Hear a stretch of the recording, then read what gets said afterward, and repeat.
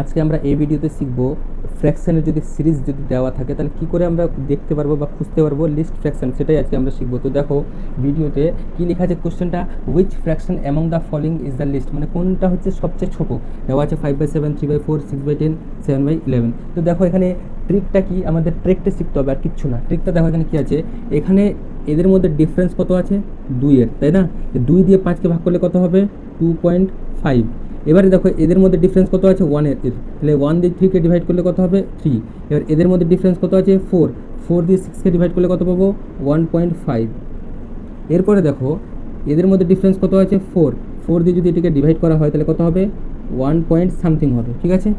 তো দেখো এখানে লিস্ট কোনটা হবে, আচ্ছা লিস্টে আমরা দেখতে পাচ্ছি এটা আছে, আচ্ছা এটাও তাহলে লিস্ট হতে পারে। দেখো কী আসতে পারে এখানে, তাহলে এখানে আসবে হচ্ছে এটা। তাহলে এখানে দেখতে পাচ্ছি আমরা লিস্ট কোনটা 1.5, কারণ এটা তো 1.7 আছে, তাহলে এটা হবে অ্যান্সার কোনটা, এই যে এটা 6/10, এটা হচ্ছে অ্যান্সার।